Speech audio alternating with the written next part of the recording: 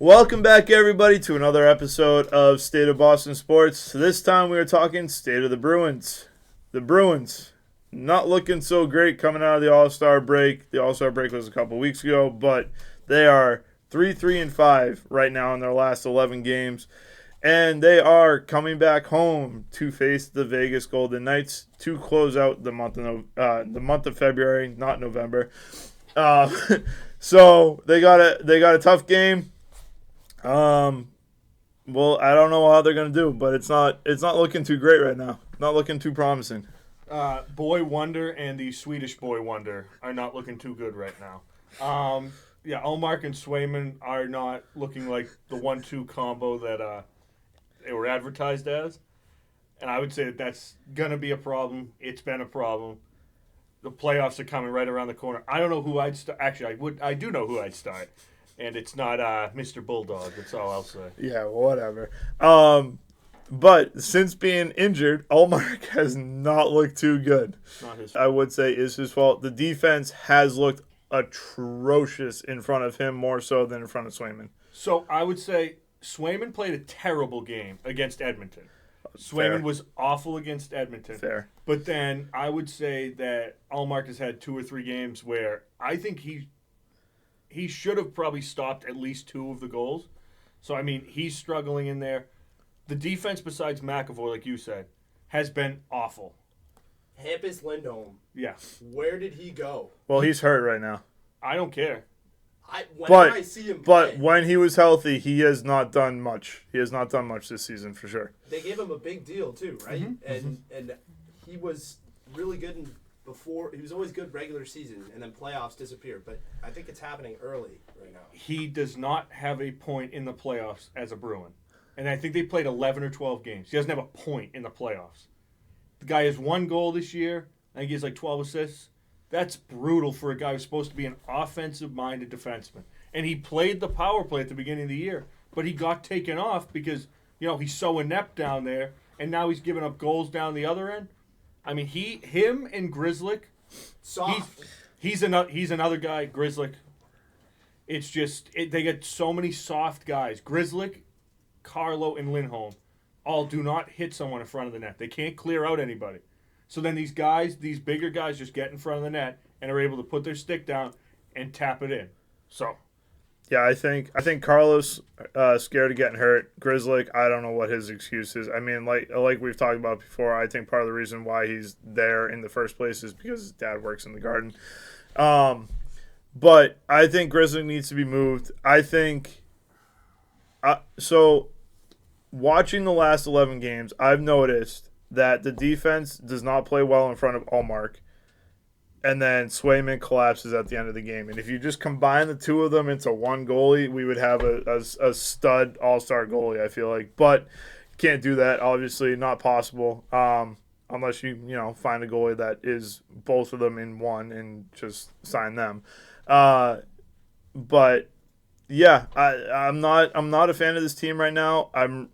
My expectations at this point is a hopeful top 5 in the conference, at least get in the playoffs. I mean, again, expectations were low for a lot of people coming into the season. So even if they make the playoffs, I think a lot of people, or not a lot of people, but most people will be happy. But the way they're performing right now is not great. One thing I really want to point out right now is that Jake DeBrusk plays like too well in Edmonton. I mean, is this a precursor to a trade, maybe to Calgary, for a guy like Hanifin? I think you have to attach Patra to it if you want to get Hanifin. Yeah, I'm seeing these guys talk about like Tanev from Calgary got traded last night. He got traded for a prospect and a second-round pick. He's an average defenseman. He's very good defensively, but gives you no offense. And he gets a second-round pick. The prices are going to be high for these rentals this year. And the Bruins need a guy because they're blowing leads they might be Free Willy the way that they're blowing leads. I mean, they're just I've never seen a team melt down more. This is not just a Jim Montgomery this year, last stretch problem. This is a Bruce Cassidy problem stemming back to the beginning of his coaching tenure. They kept blowing leads at the end of the game. They've blown 8 games when they've led in the third period. They're the only team. They're the worst in the league at that. They're like the what season were the Celtics really bad at holding leads? The Celtics would be up big and then they would just blow it in the fourth I quarter. think that was the Ime Udoka the first half of the year. Reminds me of Ime. Right? Like It's got similar looks to it, and it's just brutal to watch. And I'm seeing a lot of people tweeting out like, "Oh, why did I even for the road trip that they were just on in Western Canada? Why did I stay up to watch these games to watch this team just blow another lead?" It's an expectation at this point, and it's really just the David Pastrnak show. Like how many goals is Pastrnak going to put up each game is what it's come to at this point. I have one thing, just off topic, but I heard that the Bruins season tickets are going up 10% next year, where minimum balcony seats are going to be $150. What? You are putting out a product. You are not the best team in the league anymore. You are not a star-driven franchise anymore. Yes, you may win regular season games, but the postseason success hasn't been there. I am really sick of these owners thinking that just because regular season wins don't translate into postseason wins, we can still charge whatever we want in the regular season. I'm really sick of it because the true fans can't get in there because even a $150 seat, that's still $12,000 out of pocket a year.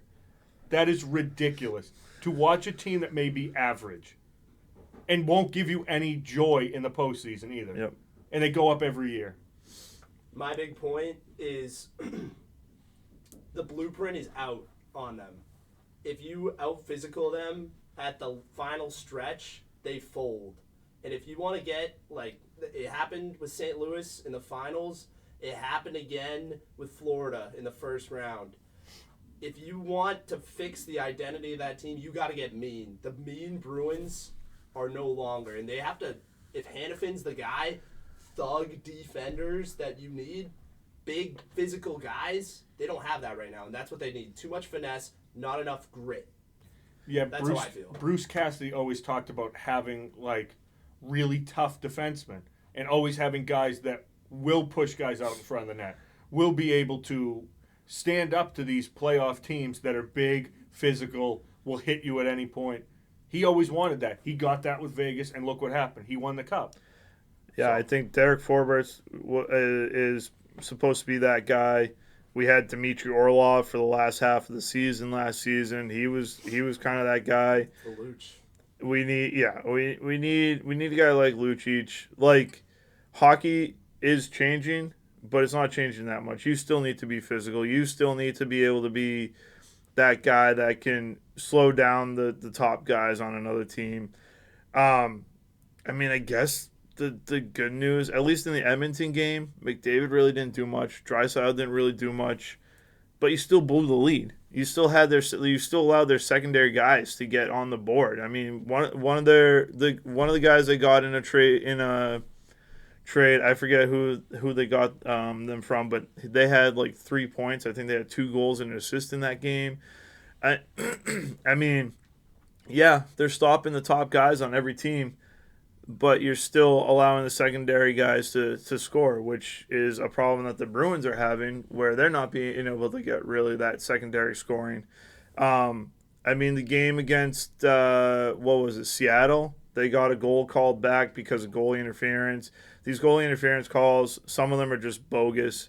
They're just too close to call, and you should just let the guys play. There are certain goalie interference calls where it's just really, if the goalie wasn't interfered with, would he really have had a chance to make that save?